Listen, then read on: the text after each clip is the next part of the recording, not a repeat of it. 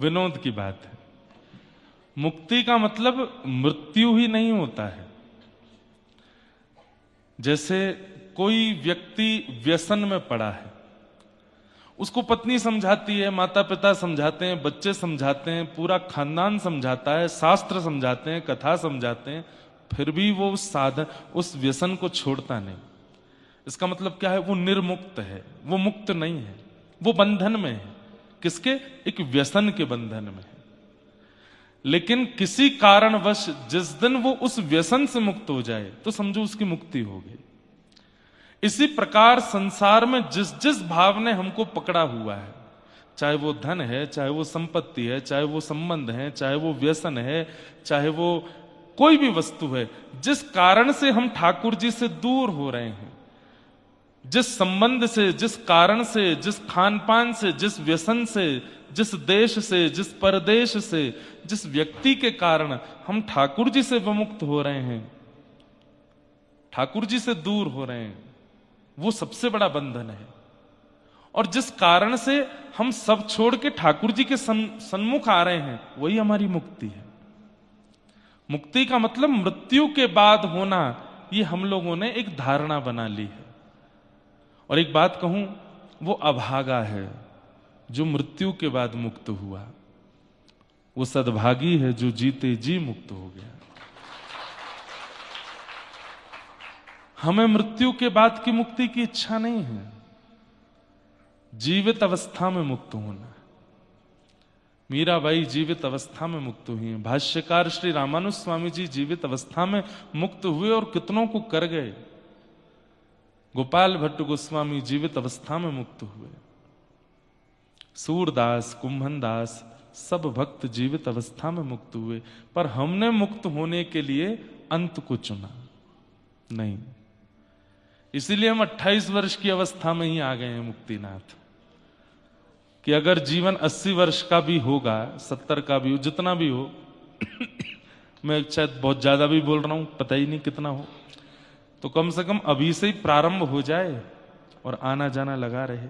आज हमारे ये देखो, ये कुशा की पवित्र माला अभिमंत्रित नारायण कवच से सिद्ध की हुई हमारे आचार्य जी ने हमको पहनाई है और कहा आप थोड़ी देर इसको धारण करके कथा करिएगा। मैंने कहा जी जरूर। हम जिस आसन पर बैठते हैं वो भी कुशा का है, वो भी स्वामी जी ने ही अपने हाथ से बनाया। आप नेपाल के ही निवासी।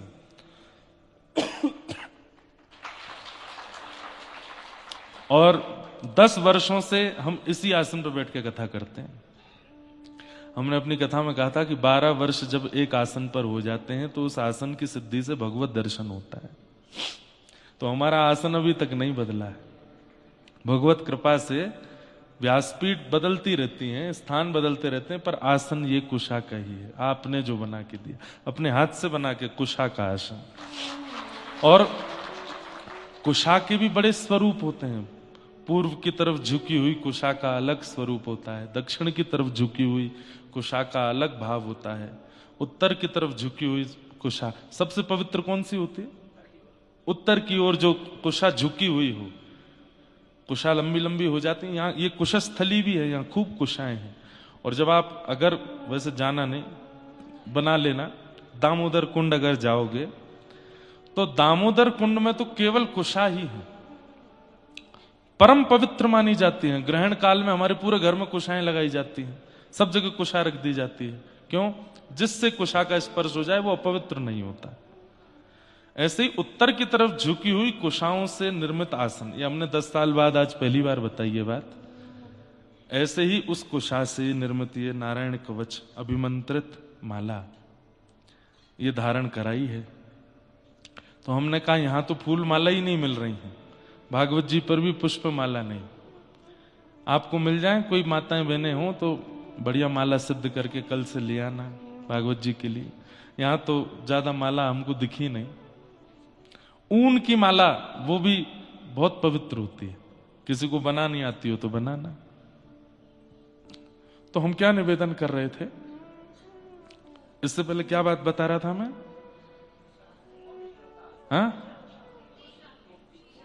हाँ, मुक्ति के ऊपर चर्चा कर रहे थे। ध्यान से सुना करो थोड़ा। और ये बहुत एक प्रकार से कह दूं वीवीवीवीआईपी कथा है।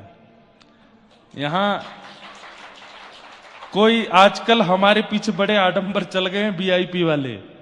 हर कथा में वीआईपी एंट्री होती है, राजनेता लोग आना होता है, वहां वो आ रहे हैं, कोई एक्टर आ रहे हैं, कोई सिंगर आ रहे हैं, बेचारे जो श्रोता प्रेमी वो पीछे बैठे हैं। ये वीवीवीवीआईपी कथा है। कोई यहां पर सिक्योरिटी नहीं है, कोई बैरिकेटिंग नहीं है, किसी प्रकार का प्रतिबंध नहीं है। इसलिए जिस कथा के लिए मैं स्वयं आमंत्रण दे दिया करूं ना, समझ जाया करो इसमें पहुंच जाए हम। और आमंत्रण ऐसी जगह का ही मिलेगा जहां पहुंचना दुर्गम हो।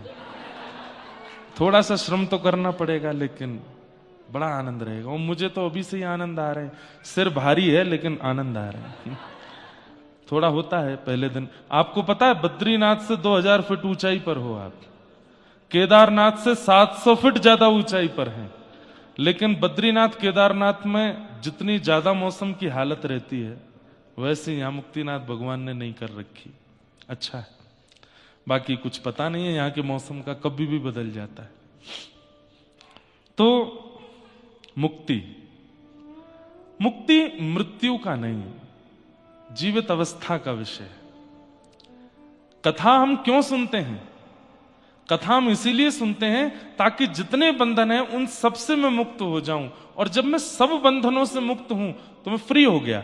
अब फ्री हूं, अब नाथ आप मुझे बांध सकते हो। ठाकुर जी क्यों नहीं बांध रहे हैं? क्योंकि ठाकुर जी को पता है पहले से ही जंजीरों में बंधा है, पहले से ही इतने विषयों में फंसा है। इसको मैं भी अगर बांध दूं तो मेरा बांधा हुआ तो बहुत ज्यादा फिर दिक्कतदायी हो जाएगा। मीरा चरित्र उठा के देख लेना, सूरदास जी का चरित्र उठा के देख लेना, नाभाजी का चरित्र उठा के देख लेना। ठाकुर जी बांधते हैं तो फिर एक अलग प्रकार की प्रणालिका चलती है। और ठाकुर जी जब देख रहे हैं कि पहले से ही बंधा है इतना संसार में, मैं और बांध के इसको कष्ट क्यों दूं, इसलिए ठाकुर जी बांधते नहीं।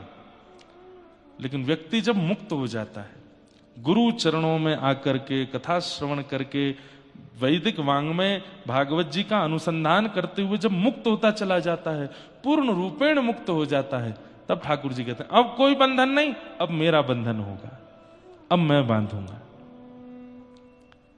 दामोदर, जिनके उदर में रस्सी बांध रही हैं यशोदा मैया, उखल से जब लाला ने माखन चोरी करी, घर की मटकी फोड़ दई, तो यशोदा मैया बोली अरे और अनकी तो फोड़े, आज घर क्यों फोड़ दई, आज तो बांधूंगी। और ठाकुर जी को पकड़ करके उखल में बांधने लगी, रस्सी छोटी हो जाए। तो क्या कर रहे हैं? बोले अपने उदर में ही रस्सी को समेट रहे हैं, अपने उदर में ही बंधन बांधने वाली रस्सी को भर रहे हैं। इसीलिए भगवान का नाम पड़ गया दामोदर। लेकिन अंत में जब देखा कि यशोदा मैया के मुखमंडल पर पसीने आए तो ठाकुर जी बंध गए। उसके बाद दो वृक्षों के बीच से निकले, दोनों वृक्ष टूट के गिरे। यशोदा मैया ने जब देखा तो रस्सी खोल दी और उसको उत्तर दिशा में फेंका। ऐसी कथा है। वही रस्सी आई है मुक्तिनाथ धाम से ऊपर दामोदर कुंड में, जहां से श्री शालिग्राम भगवान प्रकट होते हैं, जहां से पूरे विश्व को शालिग्राम प्राप्त होते हैं। इसीलिए उनका नाम दामोदर कुंड है। दूसरा अर्थ इसका यह है कि वहां जाकर के दर्शन करने वाले व्यक्ति के समस्त प्रकार के बंधनों को जो अपने उदर में धारण कर लेते हैं और तुम्हें मुक्त कर देते हैं, वो दामोदर और मुक्तिनाथ। सब ये लिखने वाली बातें हैं। मैं कल से कुछ और कर ही नहीं रहा हूं, केवल इसी चिंतन में लगा हूं, क्योंकि मैं भी आप लोगों की तरह पहली बार आया हूं ना, तो मैं भी तो यहां का अनुभव कर रहा हूं, मैं भी तो ढूंढ रहा हूं, मैं भी तो देखने जा रहा हूं क्या है कैसे है। तो ऊपर है दामोदर, मतलब जो जीवात्मा के समस्त बंधनों को उदर में धारण कर लेते हैं। और दामोदर जब बंधन धारण कर लेते हैं तो फिर क्या हो जाता है? मुक्ति। तो नीचे है मुक्तिनाथ, वे मुक्त कर देते हैं, अब तुम मुक्त हो। लेकिन यहां इस स्थान पर स्थानीय रूप से तो इस बात का प्रमाण है, पर हम लोग इसको स्वीकार कर पाते हैं कि नहीं, ये हमारी योग्यता पर निर्भर करता है। यहां का प्रसाद है, खांसी जुकाम सिर दर्द ये यहां का प्रसाद है। और इस प्रसाद को खूब बढ़िया लोग थाली भर के नहीं, अंजलि भर के इसीलिए प्रसाद इतना ही लेना चाहिए, ये यहां का प्रसाद है। तो मुक्तिनाथ भैया, इससे सुंदर अवसर मैं अगली बार चाहूंगा तो शायद नहीं बन पाएगा। मैं अगर फिर से चाहूं कि मैं दोबारा कथा करने मुक्तिनाथ आऊंगा, तो जो अवसर अभी बन रहा है ऐसा दोबारा नहीं बनेगा, मुझे पता है। क्यों? पुरुषोत्तम मांझी 4 साल बाद आएगा, अगली साल तो आना नहीं है। अगली साल भी अगर मैं मुक्तिनाथ आता हूं, 2 साल बाद भी अगर मैं आता हूं, ये अवसर तो नहीं आएगा दोबारा, जो हमें और आपको अभी मिल गया है। इसलिए इसमें एक क्षण भी अब गंवाना नहीं है। आज की कथा हुई है शाम के सत्र में, कल से कथा का समय सुबह 11 बजे से है। आप लोग 10 बजे आ जाना, 11 से 2 बजे तक कथा करेंगे। हम समय से आएंगे, हंस क्यों रहे हो? हम समय से आएंगे, 11 मतलब 11 है? विश्वास है, विश्वासो फलदायक। तो आप लोग 10 बजे आना, मैं 11 बजे आ जाऊंगा और 2 बजे तक कथा करेंगे। फिर यहां से मुक्त होते ही प्रसाद पाएंगे। प्रसाद पाने के बाद में थोड़ा यहां अनुभव करेंगे। यहां ध्यान बहुत होता है, बहुत मन लगता है। थोड़ा ध्यान आप लोग वैसे शरीर का ध्यान रखिएगा, टोपा वोपा पहन के रखना, कान वान बंद रखना, मोजा वोजा पहनना। हो सकता है दोपहर में धूप के कारण आपको सर्दी ना लगे, तो भी अपने आप को बचा, क्यों? आप हमारी जिम्मेवारी पे आए हो। आपको कुछ भी हुआ तो आपके परिवार वाले हमको ही खोजेंगे, क्यों गए थे वहां कथा करने? तो इसलिए अपना थोड़ा ध्यान रखना। और ध्यान करने के लिए पूरा ये सब शालिग्राम क्षेत्र है। अभी पूरी महिमा बताएंगे यहाँ की, रोज कुछ ना कुछ नया बताएंगे। कमरे में नहीं, थोड़ा बाहर निकल के करना। स्वास्थ्य अनुकूल नहीं है तो कक्ष में ध्यान करो। जितने भी यहां श्री वैष्णव बैठे हैं रामानुजी परंपरा के, अष्टाक्षर मंत्र जितना करके जा सकते हो यहां पर, मूल मंत्र गुरु मंत्र, उसको खूब करके जाओ। हमको तो मल्लुकपीठ वाले महाराज जी ने आज्ञा दी। मैं यहां आने से पहले पूज्य गोरीलाल कुंज वाले महाराज जी का जन्मोत्सव था, गोरीलाल कुंज गया, महाराज जी को प्रणाम किया।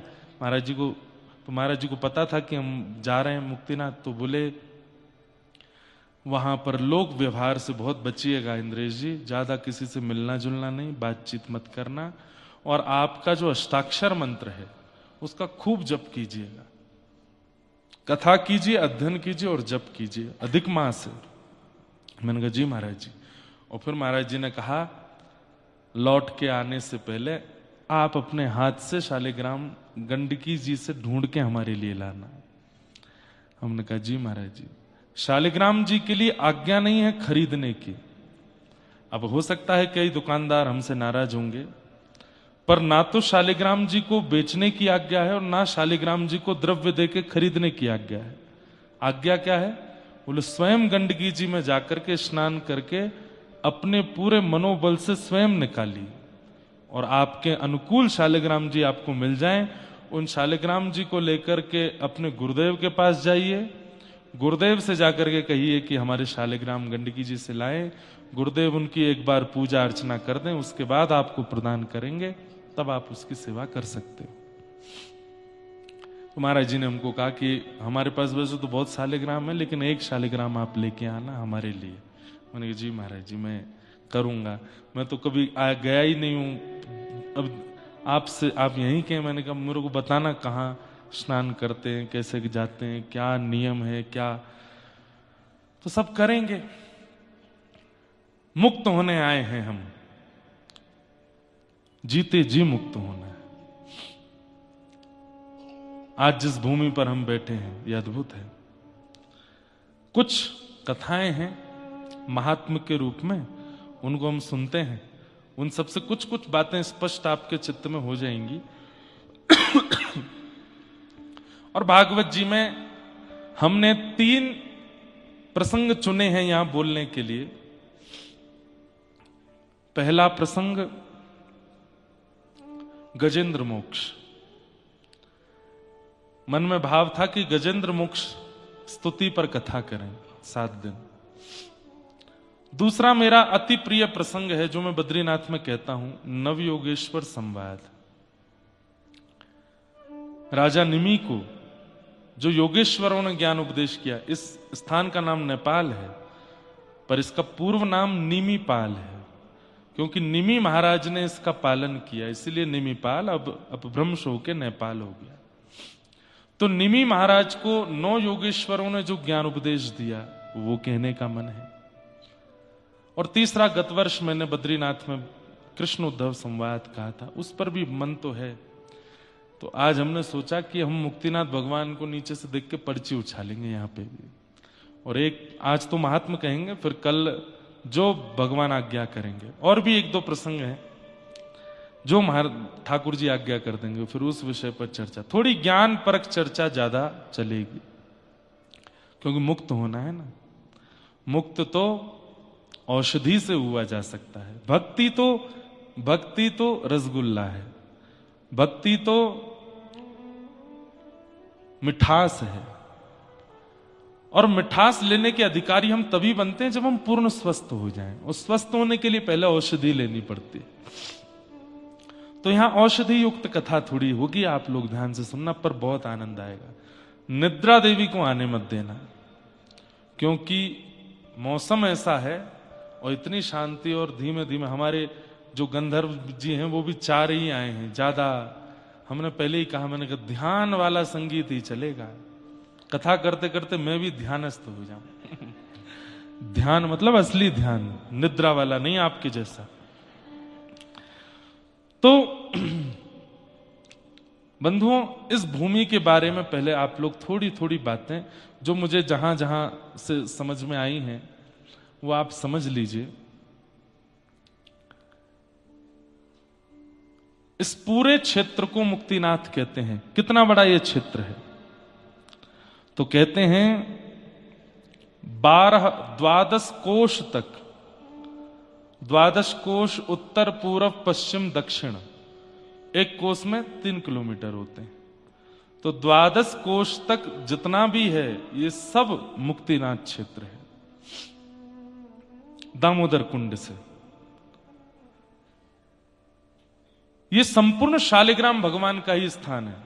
इसलिए हमारे भाष्यकार शेषावतार रामानुज स्वामी जी जब यहां आए तो उन्होंने देखा कि ये तो सब शालिग्राम है। अब ऐसा करना नहीं है, लेकिन उन्होंने क्या किया वो सुन लीजिए। वो चल करके नहीं आए मुक्तिनाथ, घुटने पर आए। क्यों? शालिग्राम जी पर हम चरण कैसे रख सकते? मेरे मन में संशय आया कि हम भी तो चल रहे हैं। अच्छा, एक बात और कहूं, कई जगह ऐसा भी प्रमाण है कि मुक्तिनाथ दर्शन करिए तुरंत जाइए, यहां रुकने का विधान भी नहीं है। क्यों? शालिग्राम है। लेकिन हम तो 7 दिन रुकने वाले हैं, तो फिर इसके पीछे क्या? तब हमने कुछ आचार्यों से पूछा तो आचार्यों ने कहा, ज्ञानी ध्यानी जो होते हैं उन लोगों को अपराध बोध होता है, पर बालक जब मां की गोद में होता है वहीं सो जाता है, वहीं वमन कर देता है, वहीं मलमूत्र त्याग देता है। आप ये सोच करके मुक्तिनाथ में विराजो कि ये हमारी मां है, शालिग्राम भगवान हमारी मैया है और हम उनकी गोद में बैठे। इस भाव से अगर यहां रहोगे तो दोष नहीं है। तो रामानुजाचार्य जी तो यहां आए थे तो वो तो घुटने के बल चल करके आए। सोचिए कहां से घुटने के बल चल के आए होंगे। यहां जो नारायण प्रभु विराजमान है वो भी रामानुज परंपरा के ही ठाकुर जी, उसी भाव से सेवा होती है। दोनों भाव हैं, बौद्ध परंपरा से भी सेवा चलती है और रामानुज परंपरा से भी। हमको उसमें नहीं जाना, विवाद में। सब जगह ये थोड़ा थोड़ा ऐसा होता है। बद्रीनाथ में भी पहले ऐसा था कि वहां पर भी बौद्ध लोगों का ऐसा कहना था कि ये बुद्ध भगवान का स्थान है, और जो बद्री विशाल भगवान थे उनको गंगा जी में प्रवाहित कर दिया था। फिर आद्य गुरु शंकराचार्य भगवान को स्वप्न हुआ, तब वे गए और जाकर के उनको गंगा जी से निकाल करके स्थापित किया। यहां पर भी ऐसा ही है। तो भीतर जो सेवा में आप लोगों ने अगर आज सुबह दर्शन किए हो, एक माता जी होंगे, वो एक विशेष समाज है यहां का, उस समाज की दूसरी कन्या, वो अविवाहिता होती हैं, वो विवाह नहीं करती हैं, आद्योपांत जीवन पर्यंत ब्रह्मचारिणी रहती हैं, वही ठाकुर जी की सेवा करती हैं। परंतु वो ब्राह्मण क्षत्रिय वैश्य में नहीं होती। यहां ठाकुर जी ने ये बता दिया कि हम सबके हैं भैया। कई लोग हम पर प्रश्न उठा लेते हैं कि आप तो केवल उनके हो, आप तो केवल उनके हो, आप तो केवल उन्हीं की सेवा। नहीं, सबकी यथा उचित, जहां जहां ठाकुर जी सबकी सेवा। जगन्नाथपुरी में रामानुजाचार्य जी गए, पंडा पुजारियों को बाहर कर दिया, बोले तुम लोग कैसे सेवा करते हो, हम करेंगे सेवा। तो जगन्नाथ प्रभु भावुक हो गए और रामानुजाचार्य जी से गए, दक्षिण में श्रीरंगम में सेवा कीजिए, तिरुनारायण में मेरी सेवा कीजिए, पर यहां उनसे ही मुझे करवाने दीजिए, मुझे उनकी सेवा ही प्रिय है। न जाने कौन से गुण पर दयानिधि रीझ जाते हैं। तो यहां पर भी निश्चित ही वो जो माताएं सेवा करती हैं, उनके पूर्व के कोई होंगे ऐसे, उन्होंने कुछ ऐसा नियम किया होगा कि उससे आज तक रीझ रहे हैं ठाकुर जी, आज तक ठाकुर जी वो सेवा स्वीकार कर रहे हैं। पर रामानुज परंपरा के एक आचार्य भी वहां विराजते हैं, वो ठाकुर जी की पूजा आरती वगैरह सेवा करते हैं, दोनों भाव से सेवा है। तो थोड़ा बौद्ध मत भी यहां है और वैष्णव मत भी यहां है, पर हमको जैसे ठाकुर जी की इच्छा, कोई इच्छा रही होगी इसमें भी। तो ये पूरा क्षेत्र शालिग्राम भगवान का माना जाता है। ऐसा कहते हैं कि अत्यंत अपवित्र जगह, वहां पर यदि एक शालिग्राम भगवान भी यदि पधरा दिए जाते हैं तो वो शालिग्राम जी के स्थापित होते ही वो स्थान पवित्र हो जाता है। अत्यंत असुचि स्थान जो पवित्र नहीं है, वहां पर शालिग्राम जी विराज जाएं तो वो स्थान पवित्र हो जाता है। कहते हैं अगर किसी स्थान पर 12 शालिग्राम विराजमान हो जाएं, 12 शालिग्राम यदि कहीं पर विराजमान हो जाएं, तो 4 कोस तक, यानी कि एक कोस में 3 किलोमीटर, 4 कोस तक का क्षेत्र पवित्र हो जाता है 12 शालिग्राम विराजमान होने से। और यदि कहीं 1.25 लाख शालिग्राम विराजमान हो जाएं, तो कहते हैं उस पूरे क्षेत्र के कीट पतंगा चींटी आदि कोई भी प्राण त्यागते हैं, सीधे वैकुंठ को प्राप्त होते हैं। 1.25 लाख की क्या बात चले, अरबों खरबों शालिग्राम है यहां पर जहां हम बैठे। यहां आना ही बहुत बड़ी बात है। यहां जो आप श्वास ले रहे हैं, यहां जो आप शयन कर रहे हैं, यहां जो आप चिंतन कर रहे हैं, यहां जो आप खा रहे हैं, सब शालिग्राम भगवान से स्पर्श होकर प्राप्त हो रहा है। इसलिए इसको मुक्तिनाथ कहते हैं। ये मुक्तिनाथ का क्षेत्र है। शालिग्राम भगवान कैसे प्रकट हुए, ये कथा भी लगभग सबको पता ही होगी, लेकिन दोहरा देते हैं। जलंधर नाम का एक राक्षस था, भगवान शिव के रोष से प्रकट हुआ था, क्रोध से। इतना तीव्र था कि उसको कोई सहन नहीं कर पा रहा था। तब समुद्र नारायण भगवान ने उसको स्वीकार किया, अपने अंदर समाविष्ट किया, और कालांतर में वो समुद्र से प्रकट हुआ, इसलिए वो समुद्र का पुत्र माना गया, जलंधर। लक्ष्मी जी उसकी बहन हुई, भगवान से लक्ष्मी जी का विवाह हुआ, इसलिए जलंधर भगवान का इनडायरेक्ट वे में साला भी लगता था। लेकिन भगवान पहले ही कह चुके हैं, शिव द्रोही मम दास कहावा, सो नर सपने हूं मोह न पावा। बहुत ध्यान से सुनते रहिएगा, एक एक प्रसंग, एक एक भाव। लक्ष्मी जी का भाई है, भगवान का साला है, समुद्र का पुत्र है, स्वयं महादेव के ही मस्तिष्क से प्रकट हुआ है, रोष से प्रकट हुआ है। लेकिन उसके मन में इच्छा प्रकट हो गई पार्वती जी के पातिव्रत को नष्ट करने की, और उसके लिए उसने शिव रूप धारण किया। लोग बाग भगवान पर प्रश्न उठाते हैं कि भगवान ने वृंदा के पातिव्रत धर्म को क्यों नष्ट किया। उससे पूर्व की कथा सुनना जरूरी है, क्योंकि जलंधर ने जो किया था वो पाप नहीं, वो महापाप की श्रेणी में आता है। महादेव का रूप धारण करके पार्वती जी का पातिव्रत नष्ट करने के लिए चला था। पार्वती जी कौन है? अगर महादेव से जलंधर प्रादुर्भाव हुआ तो महादेव उसके पिता हैं और पार्वती उसकी मैया है। अपनी ही मां के प्रति ऐसी भावना रख के चला है। तो पहले तो पार्वती जी का पातिव्रत नष्ट करने चला, ये महापाप। उसके बाद वह स्त्री भी कोई और नहीं है, उन्हीं की स्वयं की मैया है, जलंधर की मां लगती हैं पार्वती। महा महा महा महा महापाप की श्रेणी में जलंधर पहुंच गया है। महादेव का रूप धारण करके पार्वती जी के सन्मुख गया, लेकिन पार्वती जी का सौंदर्य देख ही नहीं पाया। इतनी सुंदर पार्वती जी, वहीं मूर्छित होकर गिर पड़ा। पार्वती समझ गई महादेव तो नहीं है ये, मेरा सौंदर्य सब नहीं सह सकते, पर महादेव तो देवादिदेव हैं, उन पर किसी की सुंदरता का प्रभाव नहीं होता, ये कोई और ही है। मूर्छित होते ही अपने असली रूप में आया जलंधर।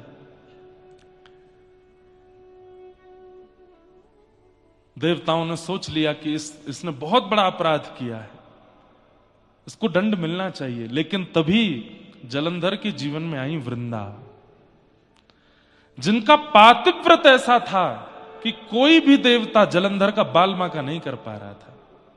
जलंधर महापापी, जलंधर अपने जीवन में बहुत कुछ पाप कर चुका है, लेकिन पत्नी के पातिव्रत के कवच से बच रहा था।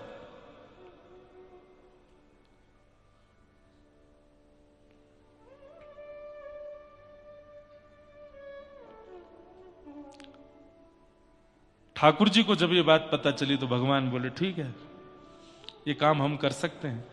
तब किसी ने कहा वृंदा को बहुत कष्ट होगा, वृंदा को बहुत पीड़ा होगी। तो ठाकुर जी बोले जीवन भर वृंदा को हम सुख प्रदान करने के लिए तैयार हैं, परंतु जलंधर ने जो पाप किया है उसका दंड उसको मिलना चाहिए। और बंधुओं, एक बात बड़ी स्पष्ट समझ लीजिएगा, मेरी बात को अन्यथा मत लीजिएगा, बहुत ध्यान से सुनिएगा। ये जो विवाह होता है ना, विवाह के बाद कन्या के हाथ में जिस वर का हाथ दिया जाता है वो साक्षात नारायण स्वरूप है और कन्या लक्ष्मी स्वरूप है। यदि कन्या उस वर के प्रति नारायण बुद्धि रख के, परब्रह्म बुद्धि रख के, पति परमेश्वर होते हैं ना, उनको परमेश्वर मान करके यदि सेवा करे और उनके प्रति कोई दोष ना रख के उनके प्रति पूर्ण समर्पण कर दे, तो भगवान कहते हैं जिस प्रकार लड्डू गोपाल की सेवा करते हैं, घर में राधा कृष्ण की सेवा करते हैं, जगन्नाथ जी की सेवा करते हैं, सेवा करते करते करते करते एक दिन मैं इतना प्रसन्न हो जाता हूं कि वह विग्रह की आवश्यकता नहीं होती, मैं स्वयं प्रकट हो जाता हूं। भगवान कहते हैं संसार में जितने भी पति हैं वो सब मेरे विग्रह हैं, उनके प्रति पत्नी का क्या भाव होता है मैं देखता हूं। और जब मुझे लगता है कि ये पूर्ण समर्पण से बिल्कुल त्याग में होकर के उसकी सेवा कर रही हैं, तब उस पति विग्रह को हटा के मैं आ जाता हूं, मैं ही उसको स्वीकार कर लेता हूं। पति विग्रह है, जैसे विग्रह की घर में सेवा होती है ऐसी सेवा वेवा कर दिया करो उसकी, उसके पाम दबा दो, उसको खाना पीना खिला दो, उससे प्रेम से बात कर लो। आजकल वुमेन एम्पावरमेंट वाले इसको बहुत गलत लेते हैं। क्यों? पति क्यों नहीं कर सकता?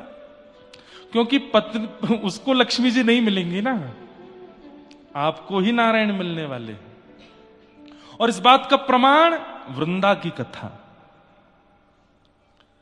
वृंदा का पातिव्रत ऐसा है जलंधर के, क्या वृंदा नहीं जानती कि जलंधर ठीक नहीं है? जानती है, लेकिन फिर भी पति है मेरे, और उस पातिव्रत का पूर्ण रूपेण पालन कर रही है।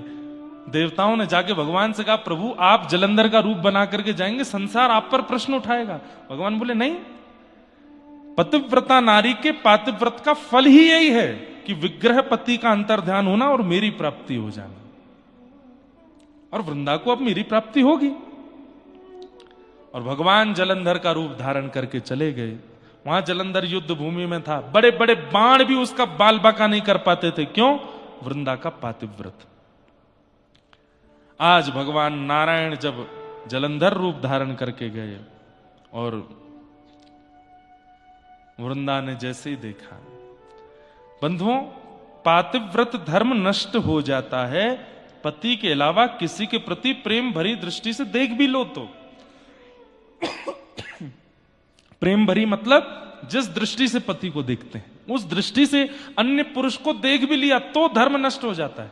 अब सामने द्वार पर जलंधर के रूप में भगवान खड़े और जैसे ही उसने देखा आप ठीक आप आ गए, रुकिए मैं थाल पूजा का लाती हूं, और उसी भावना से जैसे भगवान को देखा पातिव्रत धर्म नष्ट हुआ और जलंधर की मृत्यु हो गई।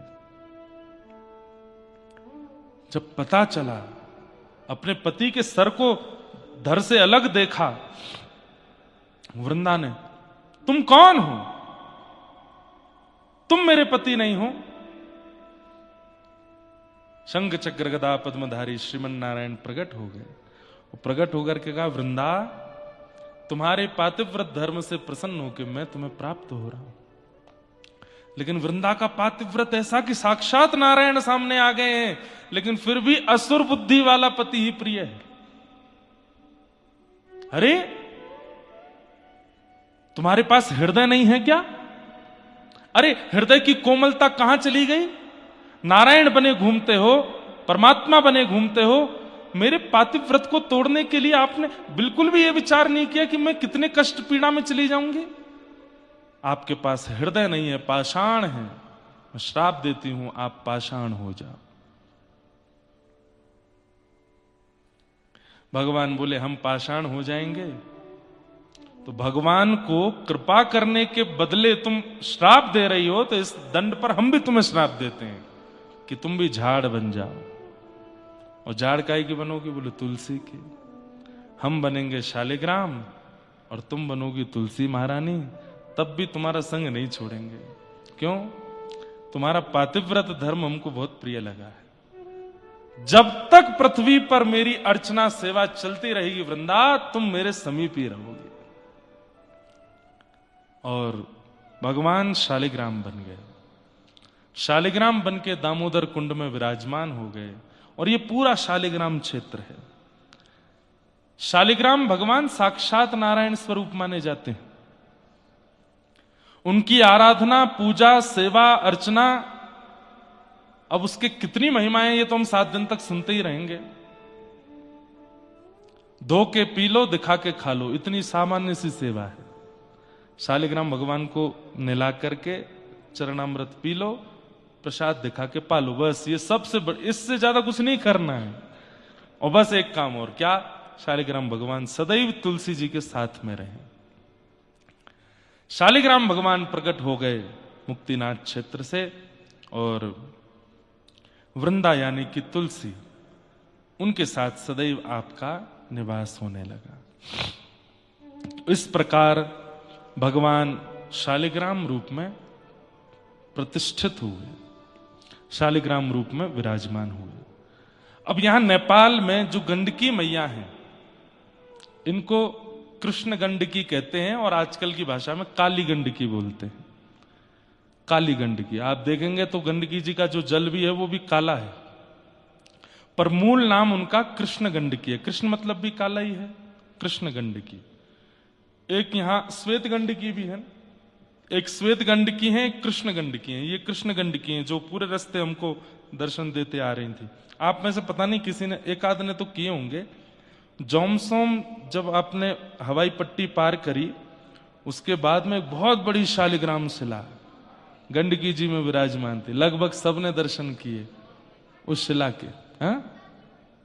हाँ, वो शालिग्राम शिला मैंने भी कल, और उनमें भी चक्रांकित था, चक्र विराजमान। अब ये चक्रांकित कैसे है, इसके पीछे भी 2-3 कथा आती है। पहले गंडकी जी की भी एक कथा सुनो। शालिग्राम भगवान का एक और नाम है, क्या? गंडकी नंदन। क्या नाम है? हाँ, क्योंकि गंडकी जो थी ये पूर्व जन्म में एक वैश्या थी, और किसी कारणवश मजबूरी में वो कार्य हुआ होगा। लेकिन आप जब यशोदा जी का चरित्र सुनती थी, कौशल्या मैया का चरित्र सुनती थी, तो नेत्र सजल हो जाते थे। दुनिया की भावना रहती है कि वो परमात्मा मुझे प्रियतम रूप में मिले, लेकिन गंडकी जी अपने पूर्व जन्म में, मुझे नाम स्मृति में नहीं आया, कल पता चलेगा तो मैं बताऊंगा, अपने पूर्व जन्म में ठाकुर जी को यही प्रार्थना करती थी कि नाथ जय, जो सुख आपने यशोदा को दिया, जो सुख आपने कौशल्या को दिया, वो सुख मुझे भी दो, मैं भी आपको गोद में खिलाऊं। तो भगवान प्रसन्न हो गए। प्रसन्न होके प्रकट होके बोले, आपने इतनी अच्छी कामना करी है मैया, मैं वचन देता हूं। बोले क्या? कौशल्या मैया के गर्भ से तो एक बार आए हम, देवकी मैया के गर्भ से तो एक बार आए हम, लेकिन आपकी गर्भ से हम बार बार प्रकट हुआ करेंगे। कालांतर में हमारे रास विहार के समय, ध्यान से सुनिए, जब हम किशोरी जी के साथ रास विहार कर रहे होंगे, जब हम सियाजू के साथ रास विहार कर रहे होंगे, रास करते करते करते करते करते करते जब हमारे श्रम जल यहां, इसको गंडूश बोलते, वैसे कुल्ला मतलब मुंह भर के ऐसे कुल्ला करना, उसको गंडूश कहते हैं। पर इस क्षेत्र में जब पसीना आवेगा, प्रश्वेत आवेंगे, और वो जब यहां से गिरेंगे, गाल से नीचे जो बिंदु गिरेगा वही आपका रूप होगा। गंड क्षेत्र से प्रकट हुई, इसलिए उनका नाम है गंडकी। भगवान के गालों से उनका प्रादुर्भाव है। ये वही है जो पूर्व जन्म में भगवान को कह रही थी कि हमारे लिए पुत्र बनो, और ठाकुर जी बोले हम आपके लिए पुत्र रूप में शालिग्राम बन के आएंगे, और मैया आपकी ही कल कल लहरों में हम झूलते रहेंगे, कभी इधर कभी उधर, कभी ऐसी झुलाती रहना हमको, हम आपकी ही गोद में रहेंगे। तो मैया की इच्छा पूरी करके यहां गंडकी मैया प्रकट हुई, भगवान के गालों से प्रकट हुई, और प्रश्वेत का बिंदु है, पसीने के बिंदु, और उससे गंडकी मैया, और इन्हीं के भीतर से शालिग्राम भगवान, जो इनको वरदान दिया था उस भाव से। अब तीसरी कथा सुनो। एक राक्षस था, तो वो राक्षस हिमालय पर बैठकर के तपस्या कर रहा था। तपस्या का नियम है कि नारदो देव दर्शन से पहले नारद जी का दर्शन होता है। बहुत ध्यान से सुनिएगा। नारद जी महाराज प्रकट हो गए, नारायण नारायण नारायण, वरदान मांगो वरदान मांगो। उसकी आंख खुली, सीधे भागा नारद जी के पीछे। नारद जी बोले, अरे बड़ा विचित्र आदमी है भाई, पीछे क्यों भाग रहे हो?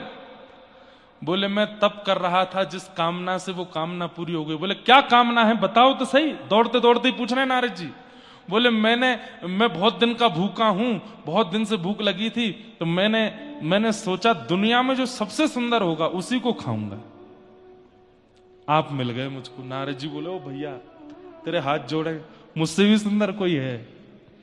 नहीं नहीं नहीं नहीं, आपसे सुंदर। अरे देखो क्या सुंदर केश हैं आपके, क्या सुंदर आंख हैं, क्या सुंदर आपका अरे भैया तुम मेरे स्वरूप को भूल जाएगा, मैं तुझे ऐसा स्वरूप दिखाता हूं। बोले, कौन से? लेके गए उसको बद्रिकाश्रम, और वहां शंख चक्र गदा पद्मधारी श्रीमन नारायण विराजमान। बोले, वो देखो।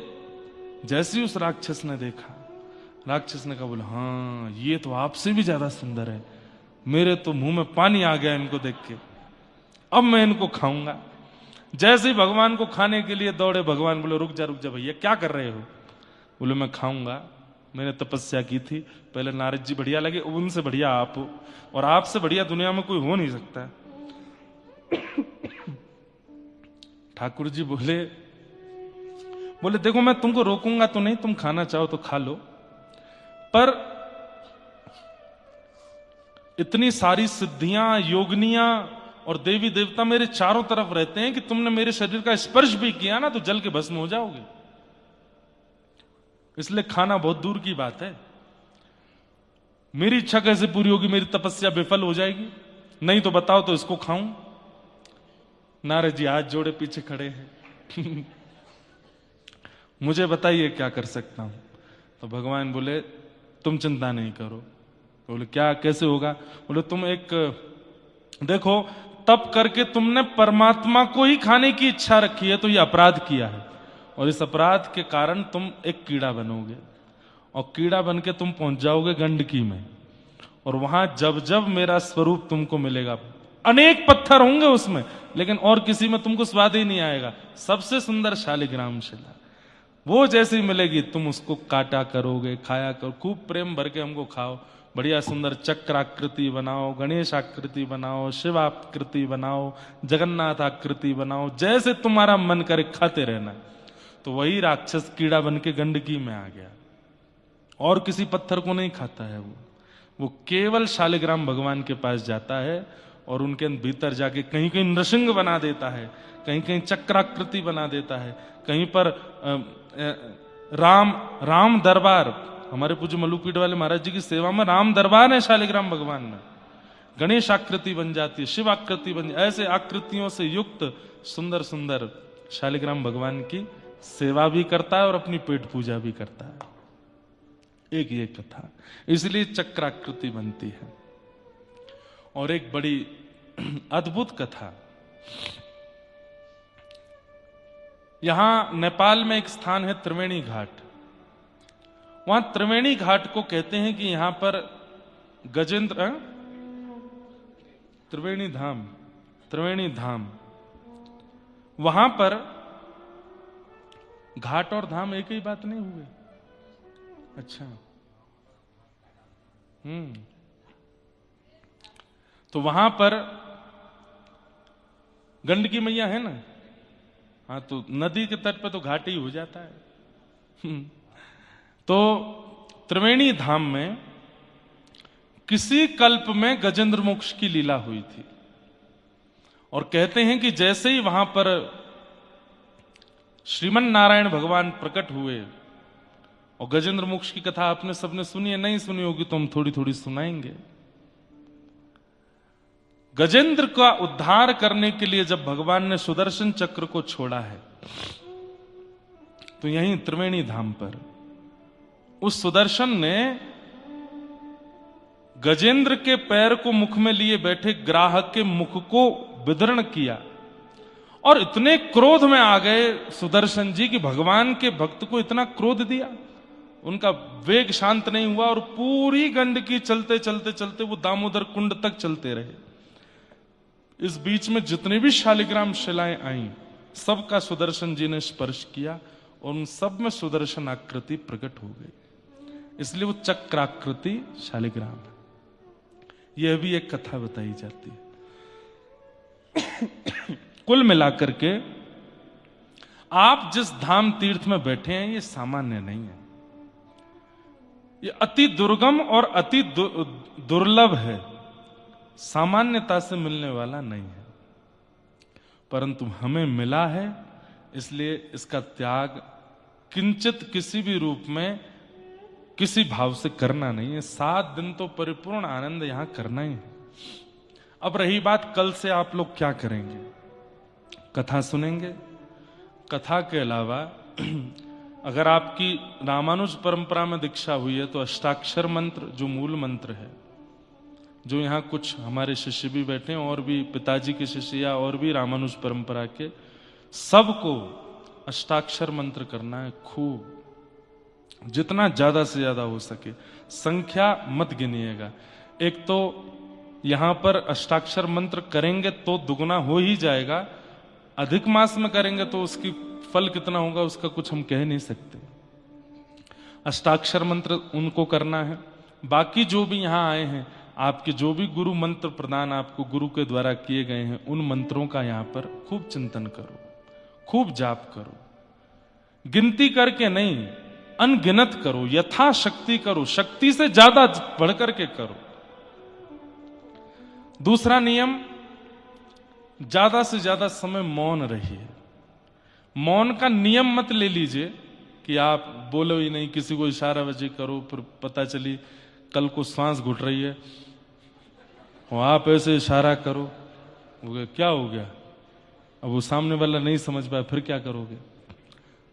कम बोलो, ये नियम ले लो। मौन का तो हम ले लेते हैं, बाकी आप लोग कम बोलने का नियम ले लो। कम बोलो, बहुत कम बोलिए, जितना ज्यादा से ज्यादा हो सके हरि नाम, कृष्ण नाम, राधे नाम, गोविंद नाम, गोपाल नाम, वृंदावन का नाम, युगल नाम, राधे कृष्ण कृष्ण कृष्ण राधे राधे, राधे श्याम श्याम श्याम राधे राधे। युगल नाम, महामंत्र जो आपको प्रिय लगता है, विजय महामंत्र श्री राम जय जय राम, श्री राम जय जय राम। द्वादशाक्षर मंत्र ओम नमो भगवते वासुदेव, इनका जप करो, खूब जप करो। एक ही पकड़ लीजिए, उस एक को ही करना है 7 दिन तक। किसी किसी के मन में महाराज जी जब हम करते हैं तो कुछ और भी आता है, उसको भी कर लो। जब आलू की सब्जी बनी है, कोई चटनी परोस जाए तो उसको भी पालो, बीच में खीर आ जाए तो वो भी खा लो, बीच में छाछ आ जाए तो वो भी पी लो। लेकिन इसका मतलब ये नहीं कि सब गुड़ गोबर नहीं करो, 2 4 ऐसे करके बढ़िया नाम करो। और गुरु प्रदत्त यदि हो तो सोने में सुहागा, उसको करिए। पर्वतों की थोड़ी ऊंचाई जहां बढ़िया लगे वहां आसन लगा के बैठो, बढ़िया सॉल वॉल पहन के कान वान बंद करके बढ़िया ध्यान करो, नाम करो, ध्यान करो। नेटवर्क तो आएंगे नहीं, यहां पर सिम ही नहीं चलेगी, चल रही है बहुत बढ़िया, इंटरनेशनल रोमिंग होगी, सब कुछ करके मतलब थोड़ा डिटैच रहो उस दुनिया से जहां पे हम रहते हैं।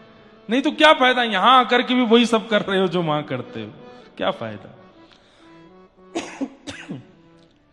तीसरा, गजेंद्र मोक्ष, नारायण कवच या विष्णु सहस्त्र नाम, इनका पाठ करना है। मैं भी वैसे योजना आज बना लूंगा, नहीं तो हम ही कल कथा में बता दिया करेंगे। कल से तो कथा सुबह होगी, शाम का एक समय दे देंगे, वहां सब लोग पहुंच जाओ। वहां पहुंच करके बढ़िया सब लोगों को एक पीडीएफ मिल जाया करेगा। कभी नारायण कवच का पाठ करेंगे, गजेंद्र मोक्ष का पाठ करेंगे, गोपाल सहस्त्र नाम का पाठ करेंगे, राधा कृपा कटाक्ष का पाठ करेंगे, जो स्तुतियों का पाठ करेंगे, संस्कृत वद्य स्तुतियों का। अच्छा आनंद रहेगा यहां पर। और अगर हम नहीं बता पाए कल तो अपने आप कर लेना। तो वो सब भाव है, क्योंकि हम कुछ और भी खोजने आए हैं यहाँ पे, तो वो उसमें भी व्यस्त हो सकते हैं। ये सब आपको नियम क्रम करने हैं। और जाने से पूर्व सोच के समझ के पूछ करके, भाई लोग यज्ञोपवीत धारण करके ही आप शालिग्राम जी की सेवा कर सकते हो। यदि यज्ञोपवीत धारण नहीं करते हैं तो शालिग्राम भगवान की सेवा का अधिकार नहीं। इसलिए जब अधिक मास पूर्ण हो जाए उसके बाद यज्ञोपवीत कराइए, उसके बाद शालिग्राम भगवान सेवा करिए। शालिग्राम भगवान की सेवा में और क्या क्या नियम आदि सब होते हैं वो सब हम सब बताएंगे कथाओं में। माताएं बहनों को परहेज करना चाहिए। शालिग्राम भगवान की सेवा में सेवा की सब सामग्री आप प्रकट कर सकते हो। ठाकुर जी के लिए भोग आप प्रकट कर सकते हो, ठाकुर जी के लिए चंदन आप घिस सकते हो, ठाकुर जी के लिए कई शालिग्राम भगवान वस्त्र भी पहनते हैं तो वस्त्र आप बना सकते हो। पर स्पर्श करके सेवा का अधिकार हम पुरुषों को नहीं बोल रहे हैं, उसी को है जो यज्ञोपवीत पहनता हो। अब यज्ञोपवीत पहनने के लिए आपको गायत्री दीक्षा लेनी पड़ेगी। गायत्री दीक्षा जब महापुरुष देंगे उसके बाद ही यज्ञोपवीत होगा। नहीं तो सबसे सरल सेवा शालिग्राम भगवान की है, बस ये थोड़े नियम का पालन करना पड़ेगा। इसमें किसी भी प्रकार की छूट या कटौती नहीं है, ये करना ही पड़ेगा।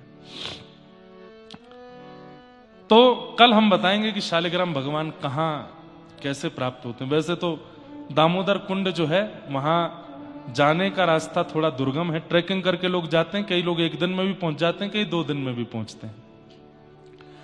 पर हेलीकॉप्टर की भी एक सेवा जोमसोम से चलती है और वो हेलीकॉप्टर आपको लेकर के जाएगा, दामोदर कुंड दर्शन करा के तुरंत लेके नीचे आता। कहते हैं वहां हेलीकॉप्टर बंद नहीं होता, बंद हुआ तो चालू नहीं हो पाएगा, इतना कम टेम्परेचर और सब है, अब भगवान जाने। और ये भी हमने सुना है कि दामोदर कुंड में आप तुलसी पत्र हाथ में लेकर के जैसे ही पधराते हैं, शालिग्राम भगवान अपने आप आकर के श्री तुलसी जी का स्पर्श कर लेते हैं। अब ये तो वहां जाके देखेंगे, अनुभव करेंगे कैसे है क्या है। शालिग्राम का अर्थ क्या होता है? शाली का मतलब होता है, अब कई लोग शालेग्राम बोलते हैं, कई शालिग्राम बोलते हैं, पर जो भी कहें इसका अर्थ क्या है? समस्त देवताओं का समूह जहां विराजमान है उनको शालिग्राम कहते हैं। सारे देवता विराजमान हैं उनके अंदर, किसी का आवाहन, जैसे गऊ में किसी का आवाहन नहीं करना पड़ता, सब देवता उसके अंदर विराजमान हैं, ऐसी शालिग्राम भगवान। सारे देवता जिसके अंदर विराजमान हैं वही शालिग्राम। अब एक अंतिम बात पे आऊं मैं, फिर उसके बाद महात्म कह के विश्राम करेंगे।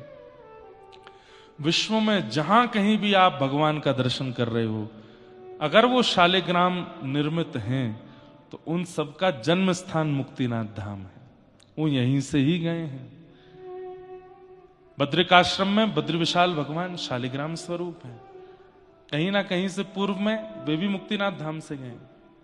श्री जगन्नाथ महाप्रभु के हृदय में जीवित शालिग्राम है, जीवित शालिग्राम विराजमान है, जो कि पहले नील माधव भगवान थे, और उनकी विस्तार से कथा हम सुनाएंगे जून में, 28, 29, 30 जून जगन्नाथपुरी में।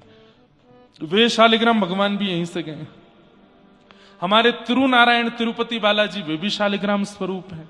हमारे श्री रंगनाथ भगवान जो कि दक्षिण में विराजमान है, उनका तो पूरा मंदिर ही शालिग्राम का है, वे भी यहीं से गए हैं। वृंदावन के राधा रमण लाल वे भी यहीं से गए हैं, श्री राधा रमण लाल भी यहीं से ही गए हैं। श्री गोपाल भट्ट गोस्वामी जी, आप श्रीरंगम में वेंकट भट्ट नाम के एक ब्राह्मण थे, उनके पुत्र हैं श्री गोपाल भट्ट जी।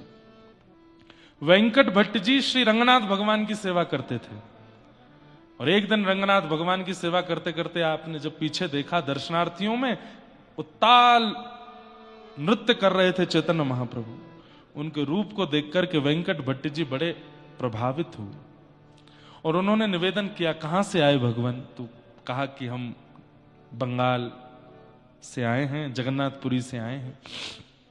बोले हमारे घर चलिए ना, प्रसाद आदि पाइएगा, वहीं निवास कीजिएगा। तब श्री चैतन्य महाप्रभु वेंकट भट्ट जी के यहां गए, और उन्हीं के छोटे पुत्र हैं श्री गोपाल भट्ट। उन्होंने जैसे ही चैतन्य महाप्रभु को देखा, बस मन लग गया। चैतन्य महाप्रभु ने गोपाल भट्ट जी को अपनी गोद में बिठाया, खूब स्नेह प्रेम दिया। गोपाल भट्ट जी को पता नहीं क्यों ऐसा लगा कि मेरे सर्वस्व मुझे मिल गए हों। छोटी अवस्था में भी उनको ही देख रहे हैं, उन्हीं को पकड़ रहे हैं, उनके पास ही बैठ रहे हैं। अगले दिन चैतन्य महाप्रभु ने इच्छा प्रकट की कि अब मैं आगे की यात्रा पर जाऊं। तो वेंकट भट्ट जी ने कहा, भगवान कैसे जाएंगे? बोले क्यों? बोले चातुर्मास प्रारंभ हो गया, अब तो 4 महीना रहना पड़ेगा। तब 4 महीने आप वहीं रहे और श्री गोपाल भट्ट गोस्वामी जी को पूर्ण रूपेण भक्त बना दिया। 4 महीने आप तो रहते थे, गोपाल भट्ट जी वहीं आगे बैठ जाते थे, कभी उनको कुछ शिक्षा देते, कभी उनको कुछ बताते, कभी उनको कुछ समझाते। 4 महीना बाद ऐसी स्थिति हो गई जैसे मां के बाजार जाने पर बालक रोता है, ऐसे श्री गोपाल भट्ट जी रोने लगे। लेकिन चैतन्य महाप्रभु बोले, तुम चिंता मत करो, कुछ दिन अध्ययन करो, अध्ययन करने के बाद माता पिता की सेवा से निवृत्त होकर तुम वृंदावन चले जाना, और समय समय पर हम संदेश भेजते रहेंगे। 12 वर्ष गोपाल भट्ट गोस्वामी जी और माता पिता के पास रहे। फिर माता पिता के भगवत धाम गमन होने के बाद श्री गोपाल भट्ट जी वृंदावन आए, और वृंदावन में रूप सनातन गोस्वामी, जिन्होंने गोविंद देव और श्री मदन मोहन जी को प्रकट किया, वे भी चैतन्य महाप्रभु के शिष्य थे। उनके संग रह करके थोड़ी और वहां भक्ति भजन भावना की। चैतन्य महाप्रभु के एक दिन पत्र आया जगन्नाथपुरी से, और श्री गोपाल भट्ट जी को उन्होंने आज्ञा की कि अब हम चाहते हैं कि आप अपने भजन का फल चखो। कैसे? बोले अब वृंदावन से मुक्तिनाथ की यात्रा करो, श्री मुक्तिनाथ धाम जाओ, और वहां जाकर के श्री मुक्ति नारायण भगवान का दर्शन करना। वहां के समस्त पर्वत जो हैं बंधुओं, ये सामने एक पर्वत है, उनको संभवतः धवलगिरी पर्वत कहते हैं, धवलागिरी, क्योंकि वो श्वेत है। और ये पीछे जो है नीलगिरी पर्वत है, ये पर्वत भी शालिग्राम स्वरूप ही है। तो इन पर्वतों का दर्शन करना और वहां जाकर के श्री गोविंद कुंड, श्री दामोदर कुंड में जाके स्नान करना, और वहां जाकर के अपने सेवा के अनुरूप शालिग्राम भगवान को लेकर के आना, ये पत्र में चैतन्य महाप्रभु ने आज्ञा दी है श्री गोपाल भट्ट गोस्वामी जी को। तब गोपाल भट्ट गोस्वामी जी गए हैं ऊपर दामोदर कुंड पर जाकर के स्नान आदि किए, तो कहते हैं इतने असंख्य शालिग्राम प्रकट हो गए, मानो सब शालिग्राम भगवान कहने लगे हमको ले चलो, हमको ले चलो, हमको ले चलो। तब आप बड़े संशय में आ गए, कौन से शालिग्राम भगवान लेकर के जाऊं? तो आपने नेत्र बंद करके और श्री चैतन्य महाप्रभु का स्मरण किया, और स्मरण करते हुए नेत्र बंद अवस्था में ही शालिग्राम भगवान उठाए, और जो हाथ में आए उन्हीं को ही अपने माथे से हृदय से लगा के खूब उन्माद नृत्य किया दामोदर कुंड पर, और उन्हीं को लेकर के आप फिर मुक्तिनाथ से होते हुए वापस वृंदावन पहुंचे। वृंदावन जाकर के उन्हीं की सेवा करने लगे, उन्हीं को इत्र लगाते हैं, उन्हीं को घी लगाते हैं, उन्हीं को भोग लगाते हैं, उन्हीं का सब कुछ करते हैं। मन में बस इच्छा प्रकट हो गई कि नाथ, सब कथा जानते हैं, आपकी नासिका, आपके नेत्र, आपके कान, आपके हस्तकमल, आपके चरण कमल भी होंगे ना, मुझे दर्शन कराइए ना। आप जब प्रहलाद के लिए नृसिंह बन के आ सकते हैं, तो गोपाल भट्ट के लिए हाथ पैर मुख धारण करके क्यों नहीं आ सकते? और उसमें भी कहते हैं ना कि घाव पर नमक छिड़क दिया हमारे श्री हरिराम व्यास जी ने जाके। ये कोई ऐसी वाली बात नहीं है कि उन्होंने गलत किया, बल्कि बंधुओं आचार्यों की क्रिया तो और सहायक बनती है भगवत दर्शन में। उन्होंने जाकर के बस वहां कह दिया, बोले कहां है आपके भगवान का झूलन उत्सव है? बोले वो झूल रहे। तो कहां? अच्छा ये झूले रे झूले मेरे गंड की नंदन, झूले रे झूले मेरे गंड की नंदन, झूले रे झूले मेरे गंड की नंदन, झूले रे झूले मेरे गंड की नंदन।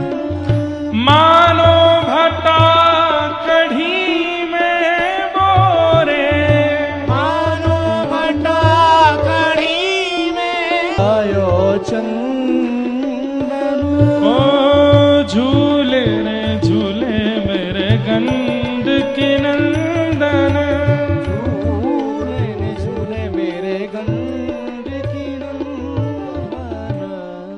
गंड की नंदन झूल रहे हैं।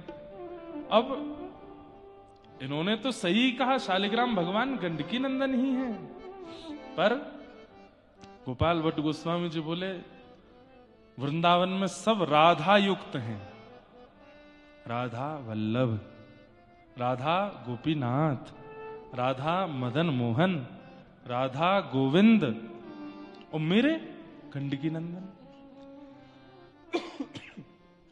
राधा गंडकी नंदन, ये नहीं हो सकते क्या? हे नाथ, आप गंडकी नंदन ही क्यों हो? आप भी कुछ राधा के हो जाइए ना। वृंदावन में सब राधा वर हैं, आप राधा वर कब होगे? बस इसी विरह में रात भर रोते रहे, रोते रहे, रोते रहे। प्रातः काल यमुना स्नान करके आए तो आसन पर देख रहे हैं कि जो चद्दर रात में उड़ाई थी शालिग्राम भगवान को, उस चद्दर के अंदर कुछ खड़ा है। आहा,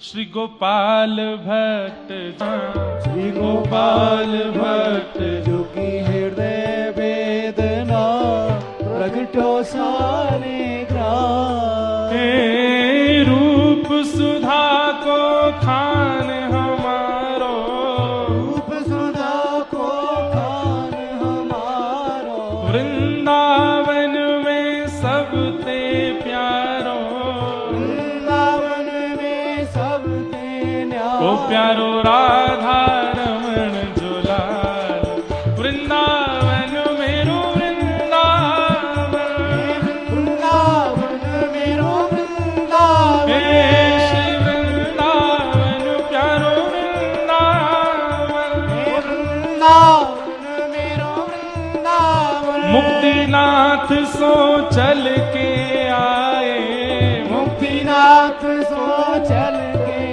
ओ प्यारे राधा रमण जुलाल, वृंदावन मेरो वृंदावन, वृंदावन मेरो वृंदावन, हे श्री वृंदावन